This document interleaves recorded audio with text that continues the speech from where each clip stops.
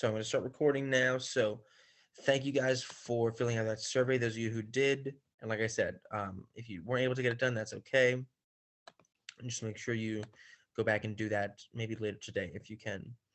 So if you were in class last time, which was on Thursday, we talked a little bit about, can you fall in love with an inanimate object, right? We talked a little bit about, yes, you can. What are some examples? Why might authors choose to do this? And we said what we're talking about here is, and I'm going to share my screen, is an allegory, right? And then here are some kind of famous examples of different allegories throughout literature. So, is there anyone who was here last time who can, in their own words, kind of give us a definition of what an allegory is? All right. Take your best guess if you can. You can put it in the chat. You can come off mute. But we know an allegory is a type of story, right? But it's a specific type of story because it tells the story by doing what or using what. So, can anybody give us a kind of definition of an allegory in their own words? If you remember what we talked about last time, and you kind of use, these examples to refresh your memory.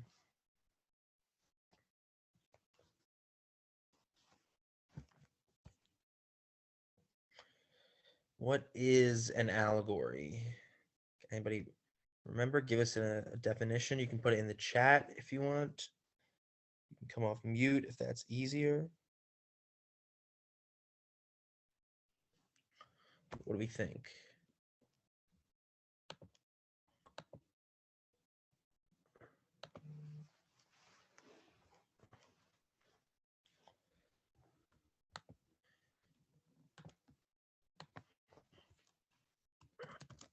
Any thoughts on this?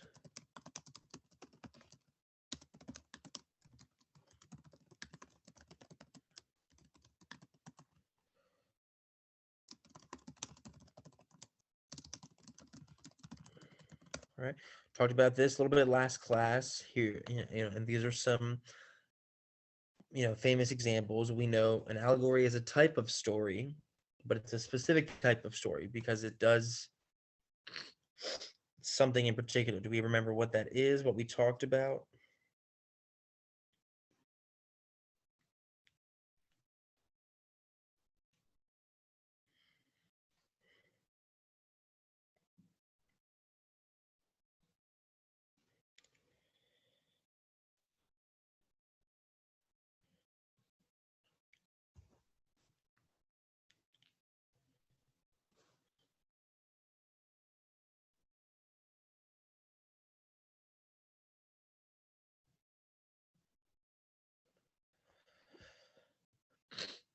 What do what do allegories do, or what do they use? Anybody remember who can help us out?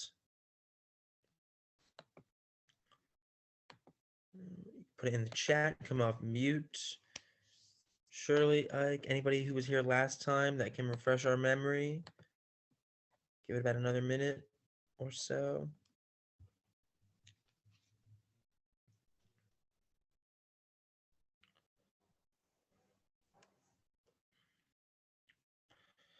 I think about, does the whale in Moby Dick symbolize something? Does the tiger in Life of Pi symbolize something? I think Ike brought up Clifford the Big Red Dog last time. That symbolizes something. So that should give you a hint.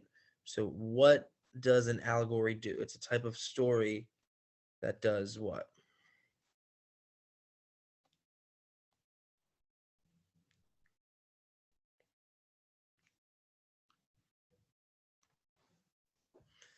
What do we think?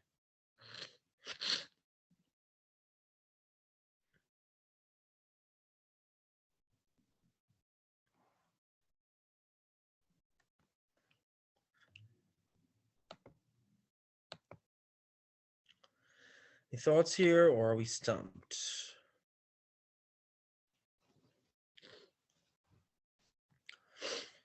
Right. If we're stumped, that is okay, because I know we did talk about this a whole, weekend ago.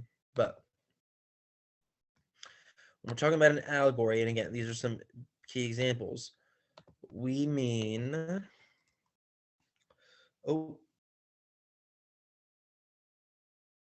yeah, that's a pretty good example. Like uses normal things that humans shouldn't love to represent something else. You're kind of spot on. It doesn't just have to be that they're falling in love with it, but the key point is an allegory is a story that uses one thing to represent a bigger idea, a bigger lesson, a bigger message, a bigger story, whatever it might be. Sometimes that's, using something to represent love, like Clifford the Big Red Dog, right?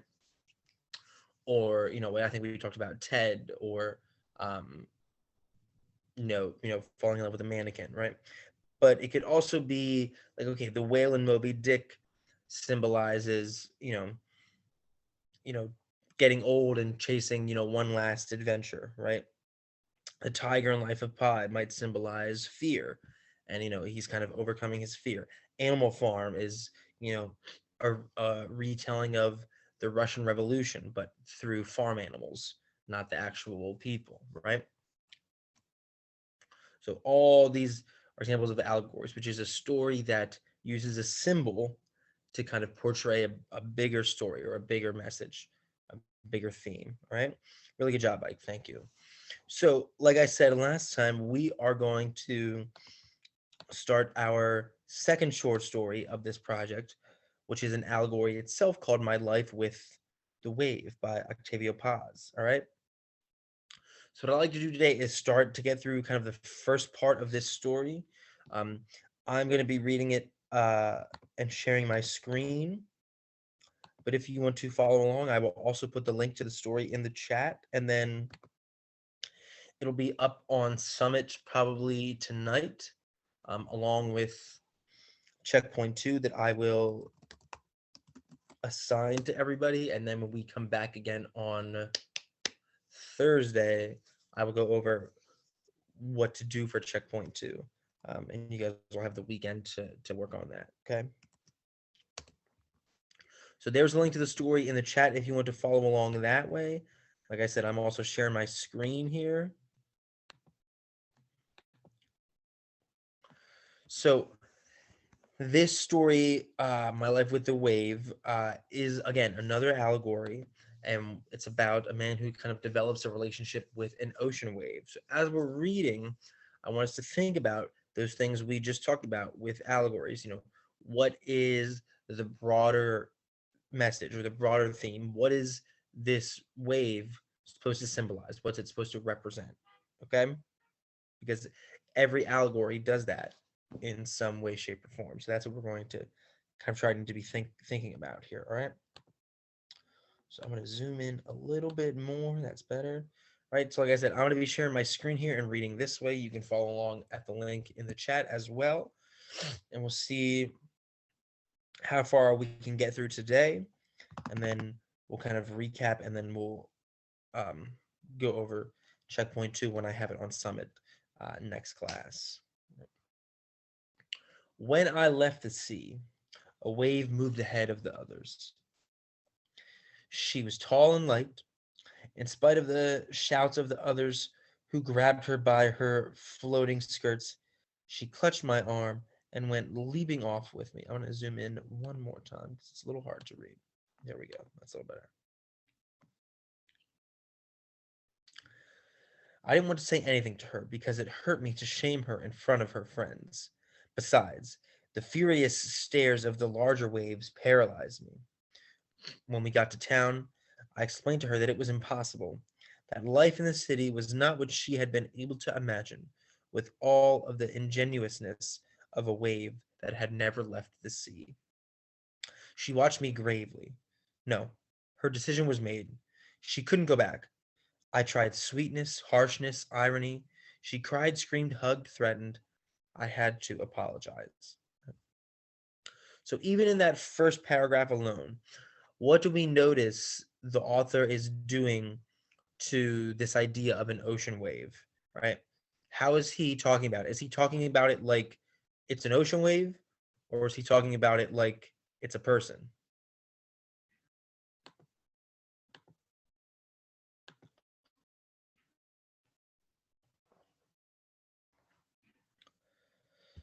What do we think? You can answer in the chat or you can come off mute, but if we look at this, I can't highlight. If we look at this first paragraph here, all right, and when he's talking about the wave, how is he talking about the wave? Is he talking about it, describing it like it's a regular ocean wave, or does it seem more like he's talking about an actual person?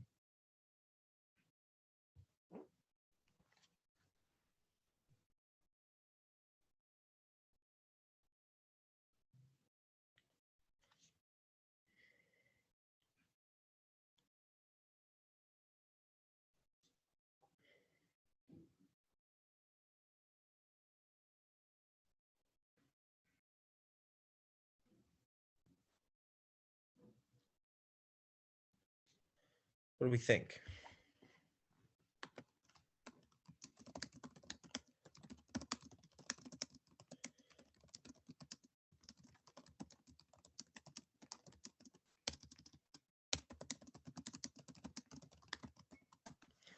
Put it in the chat as well. So looking just at this first paragraph here, how does our author Octavio Paz, how does he seem to be talking about the wave? Like it's a regular ocean wave or like it's an actual person? What do we think?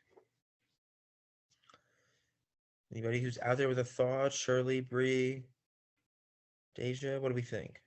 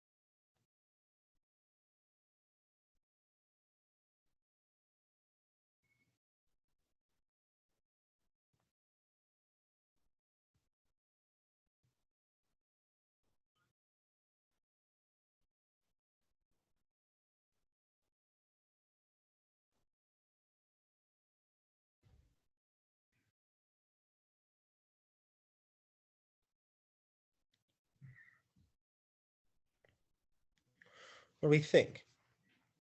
Look at,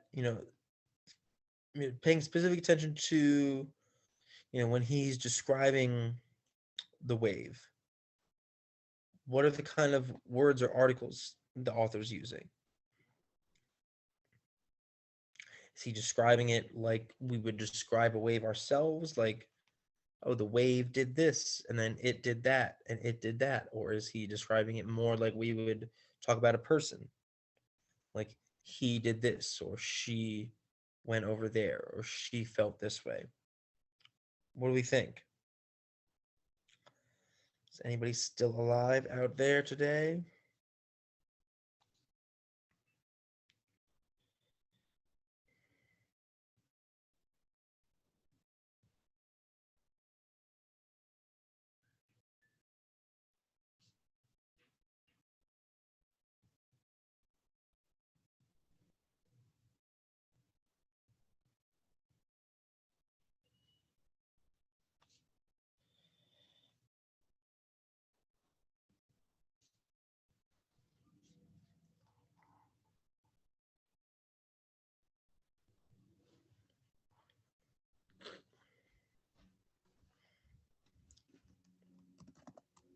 What do we think? Any thoughts on this?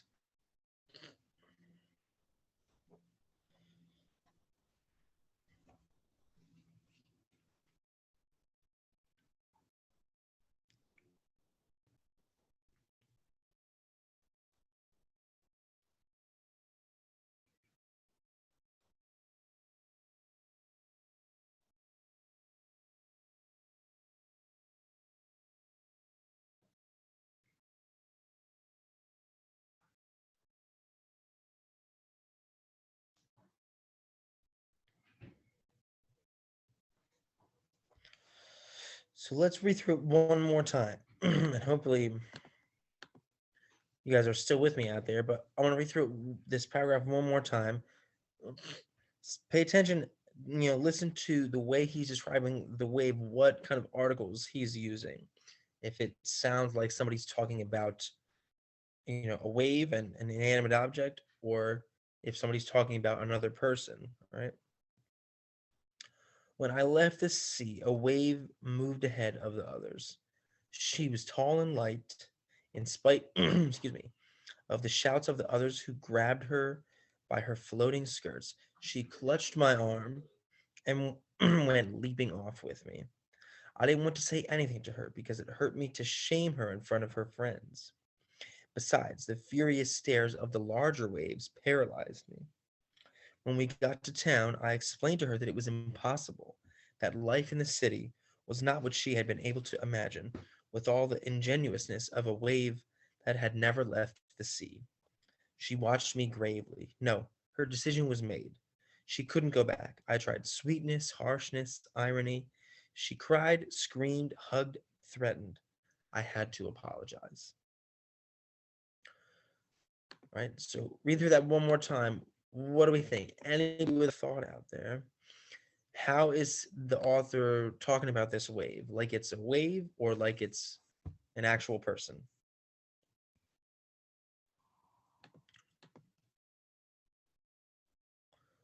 What does it seem like to us out there? Ambria, Ike, Deja, any thoughts? Looks like we lost Shirley. Hopefully we get her back.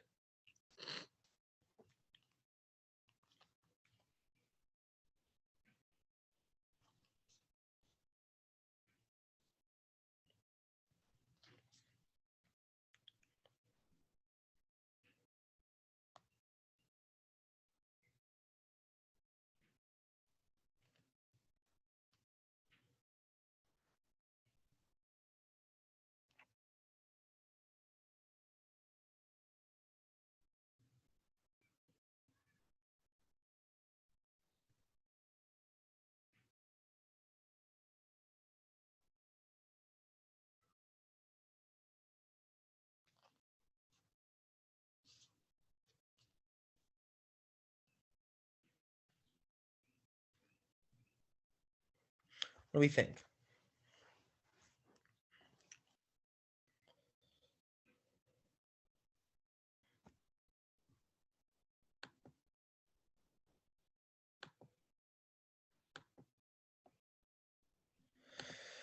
Well, it looks to me, again, because I hear silence out there, so we're just going to keep rolling. But remember that this is a two-way street. Y'all got to help me help you.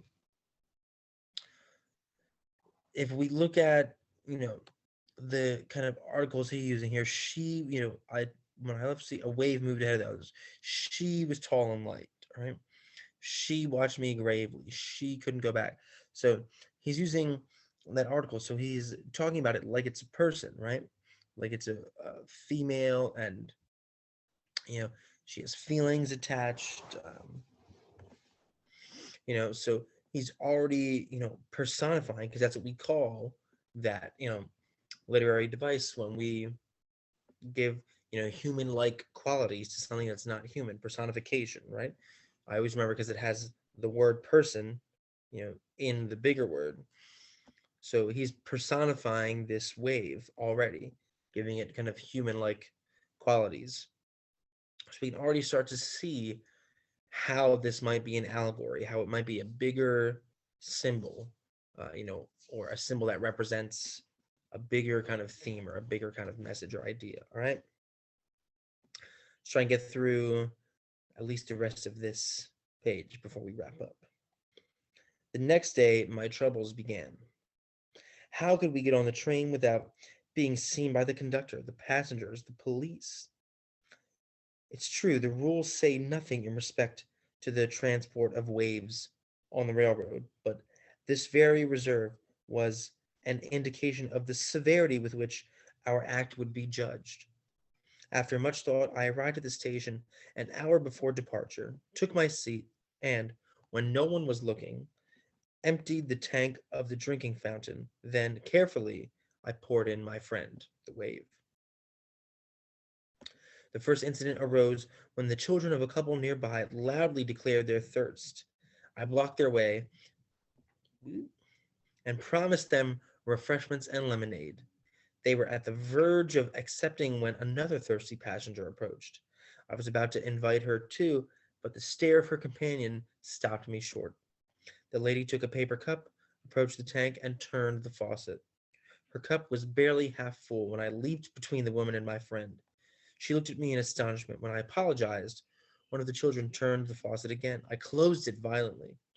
The lady brought the cup to her lips. Ah, this water is salty. And again, it's an ocean wave, so salt water, so that makes sense. The boy echoed her. Various passengers rose. The husband called the conductor. This man put salt in the water. The conductor called the inspector. So you've placed substances in the water? The inspector called the police. So you've poisoned the water? The police in turn called the captain. So you're the poisoner? The captain called 3 agents. The agents took me to an empty car amidst the stares and whispers of the passengers. At the next station, they took me off and pushed and dragged me to jail. For days, no one spoke to me except during the long interrogations. No one believed me when I explained my story, not even the jailer, who shook his head, saying, the case is grave, truly grave. You weren't trying to poison children? One day, they brought me before the magistrate. Your case is difficult, he repeated. I will assign you to the penal judge. A year passed. Finally, they tried me. As there were no victims, my sentence was light.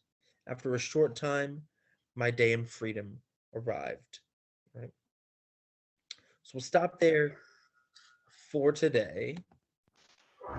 Shirley's back with us. Welcome. Right. So we'll stop there for today. And Shirley, if you missed it, we just kind of read through the first page, first 2 pages, I guess. So we stopped at the end of page 28. Right. But you can catch that on the YouTube recording. So before we wrap up here, I want you to kind of make a prediction, right?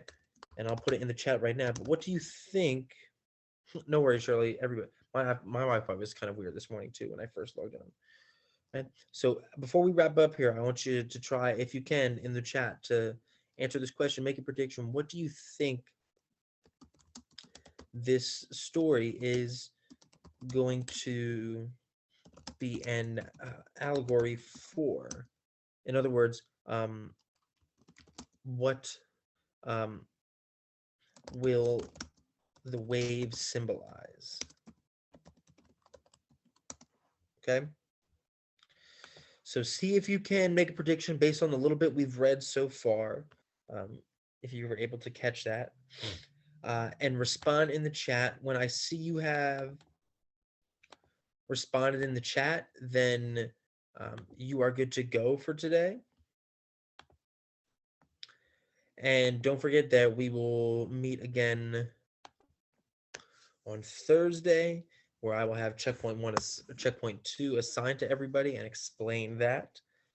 And no class on Friday because teachers have a training day. So you guys don't have to sign into class on Friday. But before we go today, I want you to try and answer in the chat that question I just put in there. What do you think this story is going to be an allegory for? All right. What will the wave symbolize? Remember, every allegory is meant to kind of, you know, teach a bigger lesson or represent a bigger theme through, you know, the symbol it uses. It's like the whale in Moby Dick, the animals in Animal Farm, the tiger in Life of Pi. So what do we think this story is going to, you know, what's going to be the bigger message in this story, or what is the wave going to symbolize? I'd like you to make a prediction, put it in the chat for me, please, if you can. And once I see your response in the chat, then you are good to go for today.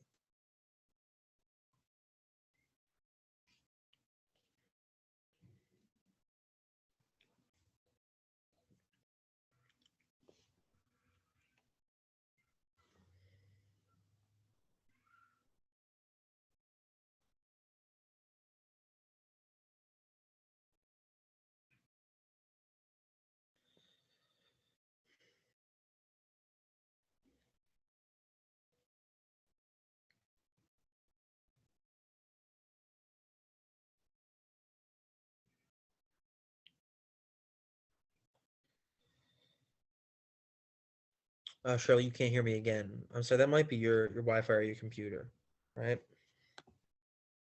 I'm responding to you in the chat.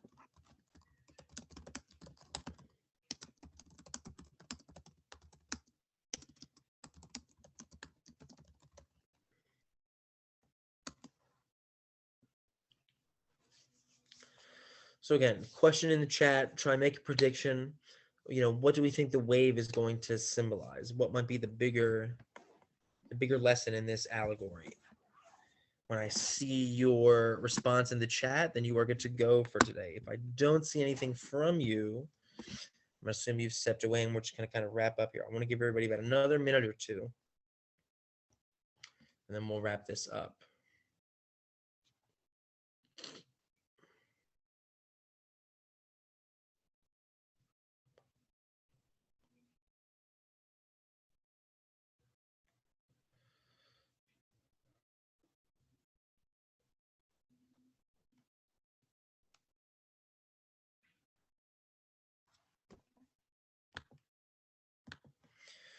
Okay, what do we think this wave is going to symbolize?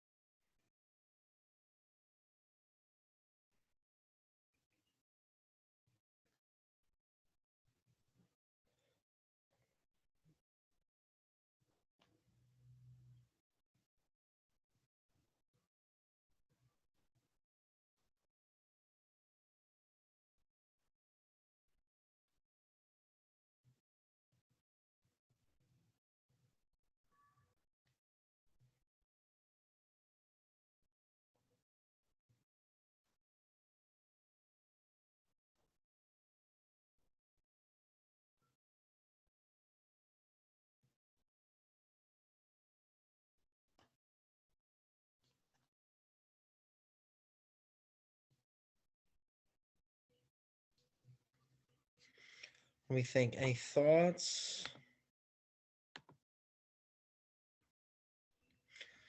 No. All right.